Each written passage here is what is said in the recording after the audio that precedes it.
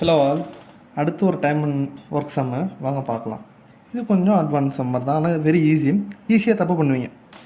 A+B யாரோ 3 பேர் work பண்ணுறாங்க, 5 டேஸில் முடிக்கிறாங்க. அதுமாதிரி அடுத்த 3 பேர் 10 டேஸ் இந்த மாதிரி ஒர்க் பண்ணுறாங்க.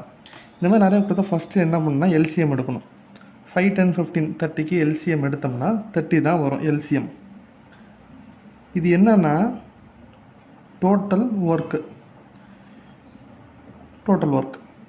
இதை வச்சு என்ன கண்டுபிடிக்கலாம்னா எஃபிஷியன்சி கண்டுபிடிக்கலாம்.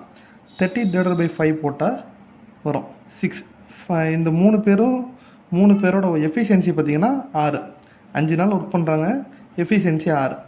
அதேமாதிரி இவங்களோட எஃபிஷியன்சி பார்த்திங்கன்னா 3. 10 டிவைட் பண்ணால் அடுத்து 2, 1. இது 3 என்னென்னா எஃபிஷியன்சி. இது 3 எஃபிஷியன்சி. ஓகே, நமக்கு என்ன கேட்டிருக்காங்க? இது எல்லாத்தோடைய ஒர்க்கு. ஓகேவா? டோட்டல் ஒர்க்குன்னா 30 டோட்டல் ஒர்க்கு. இது எல்லாத்தையும் எஃபிஷியன்சி ஆட் பண்ணால் என்ன வரும்? 9, 10, 12 வரும். ஓகே, இதை கேன்சல் பண்ணால் என்ன வரும்? ரைட், அடுத்து 15/6 5 3 டேபிள் அடித்தா 5/2ன்னு வரும். 5/2 திரும்பி ஃப்ராக்ஷன் எடுத்திங்கன்னா 2 1/2 வரும். ரைட், இதான் ஆன்சர் நினைப்பீங்க. என்ன தப்பு? இதுக்கு அடுத்து ஒரு சின்ன ஸ்டெப் இருக்குது. என்னென்னா இப்படி வருதா?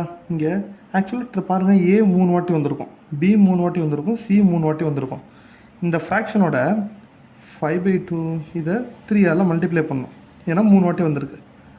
15/2 இது சால்வ் பண்ணோம்னா 7 1/2 வரும். Actual answer 7 1/2. இது ஞாபகம் வச்சுங்க. ஏன்னா A 3 வாட்டி வருது, B 3 வாட்டி வருது, C 3 வாட்டி. அப்போது லீஸ்ட் ஃப்ராக்ஷன் இதோட 3 அந்த எல்சிஎம்மோட இந்த டோட்டல் ஒர்க்கோட 3 மல்டிப்ளை பண்ணிட்டு டிவைட் பண்ணால் ஆன்சர் வந்துடும். Very simple. தேங்க்யூ.